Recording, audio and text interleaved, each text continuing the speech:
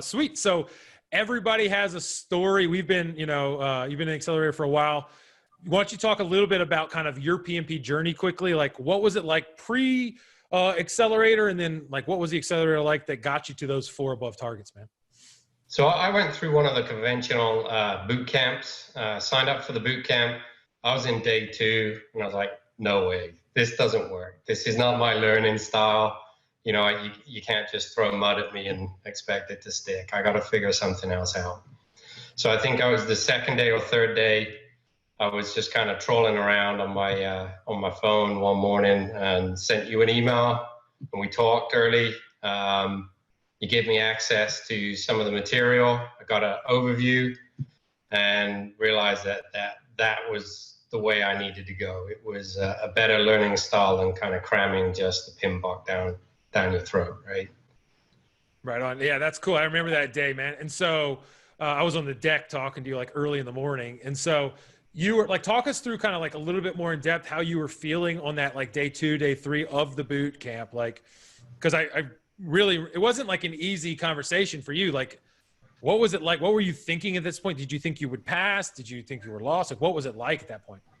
Well, I knew at that point that if I continued with that structure of course, that I wouldn't pass it. And part of the reason I realized that I wouldn't pass it is because I would have to dedicate a lot more time, 3, 4, maybe more months, to going through the PMBOK, fully understanding it and knowing it verbatim back to front in order to pass the test. Yeah. And I mean, the amount of time that you have personally to dedicate to these things, I wanted to dedicate the time, but not necessarily that much. And knowing that I didn't fully understand the material that was being taught through the boot camp.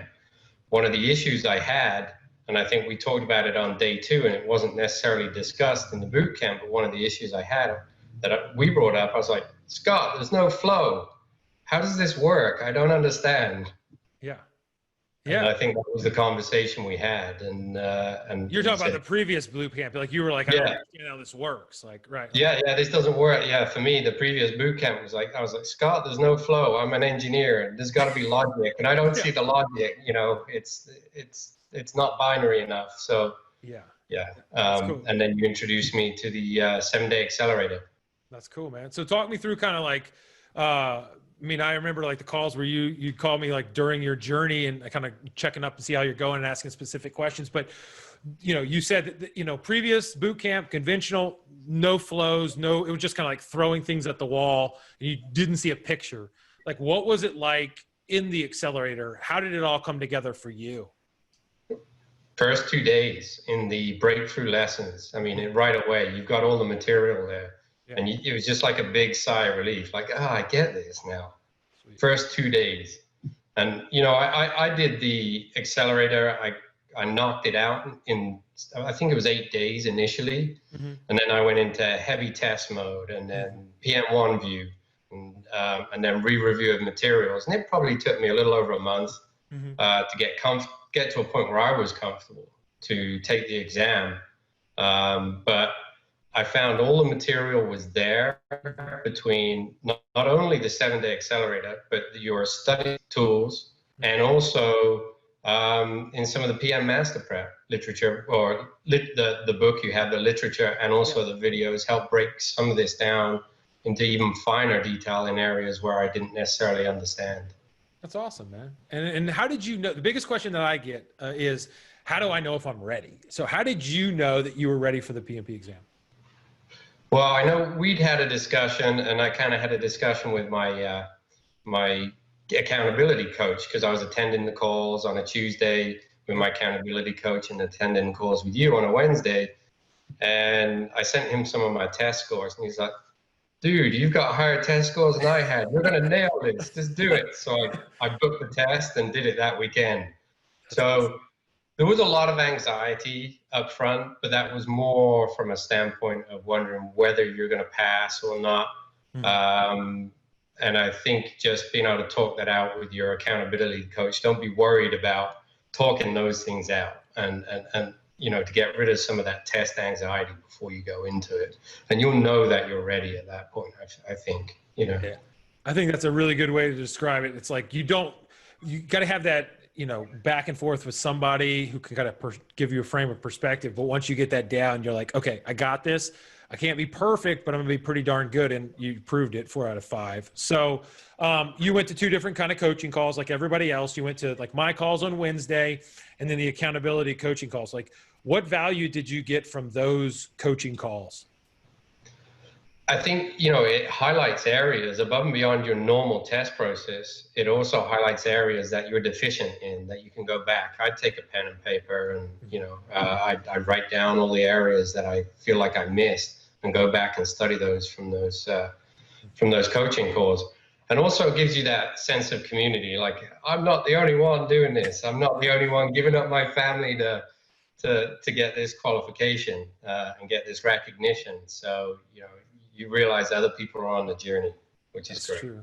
Yeah, it is cool. And like, that's the thing, like as the people get churned out, it's bittersweet for us because it's like, you've been in calls for a couple of weeks, you've been doing great. Like we get to know each other and then boom, you pass. So it's like, oh man, like that's good. That's what we wanted. But like, you're on to the next, you said like Rosetta Stone, learning Spanish now. So you can get that going. So, but it's good. Like, time wise, you spent about a month, I think, in the accelerator, give or take.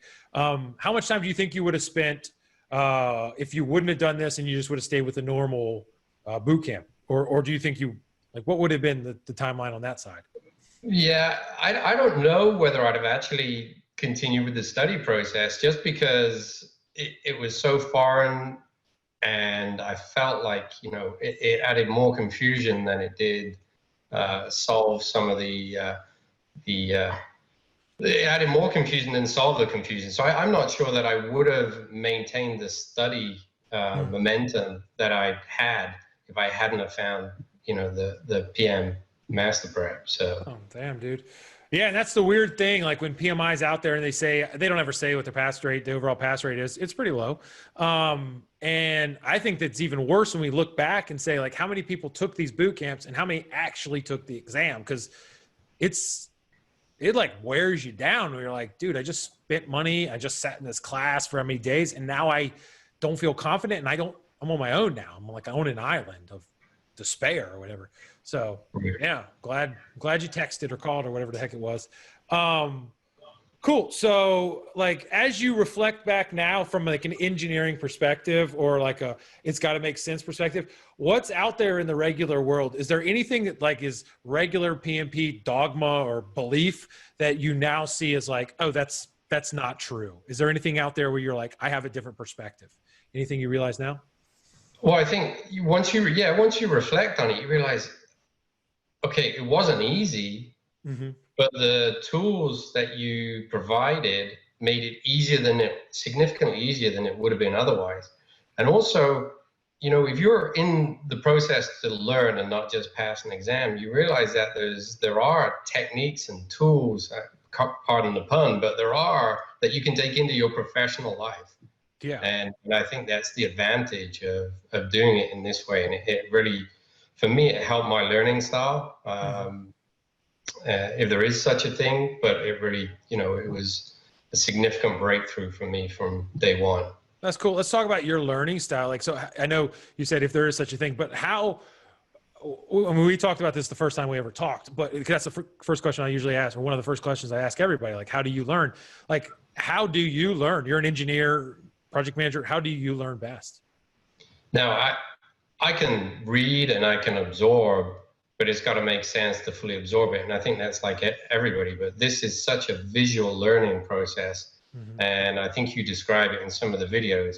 It's like a wave crashing over you. You do it more and more and more, and it sticks. Mm-hmm. You don't necessarily have to know every single detail, every ITTO, but you'll understand where various elements are attributed to the various processes and knowledge areas. And I think it just sticks because you're hearing it and you're involved in it so much, and it, like you describe it, just rolls over you over a period of time.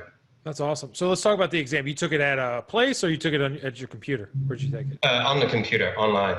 Okay. So a lot of people ask me, like, what's the process like? So start me from like the day before through your exam. Like, what's the day before? Like, what do you have to do for the people out there who take an online exam? What did you have to do?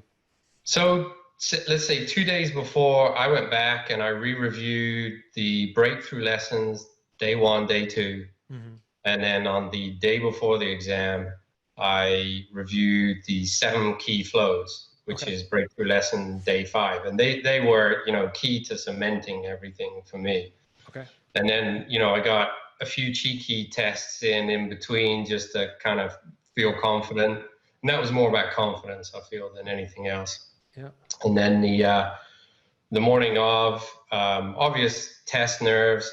Mm-hmm. You have to log yourself in through the Pearson VUE, show that, your surroundings are clean and so forth. And then you go into the test. And you just get into a flow. After the first few questions, you just get into a flow. I mean, you're just cranking out questions, you recognize patterns, you're working through that process.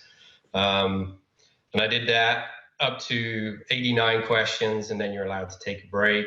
Yep. So I had a little period of review, but I realized, I was getting short on time. I was, one interesting thing is I was hammering in through those tests in your simulator, and I was doing great, and I was finishing them early, but I really slowed down through the actual exam. Yeah. So much so at the end of the exam, I only had 2 minutes to spare to answer all the questions. So, yeah. That's the way it goes. Yeah. And so, I mean, that's the way it goes. Like when we get in there, things you got to slow down, whether it's nerves or questions you haven't seen before, obviously. So it does take a little bit longer. So how confident were you, as you went to hit that last button that, like I did well, like. I felt like I passed. Yeah. But I wasn't, 4 above target confident. Yeah. But I felt like I passed.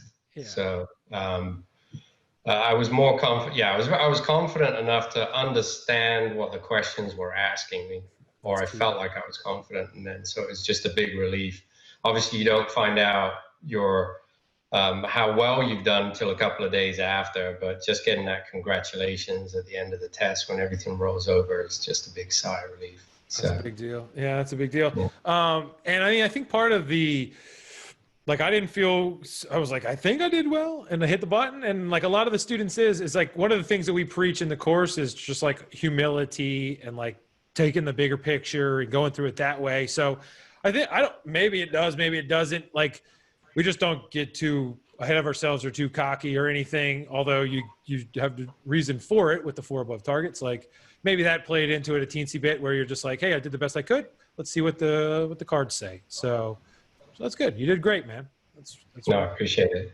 Yeah, dude. Yeah, it was all down to your platform. So I appreciate it, dude. Yeah, I mean, it's cool. I mean, the best thing is like, I love the way we're teaching now, and I love the accelerator now because we get to have like relationships with the students where we get to go and like, yo, Ian, what are we doing? Like, what's your timing? I know your backstory. The coaches know your backstory a little bit.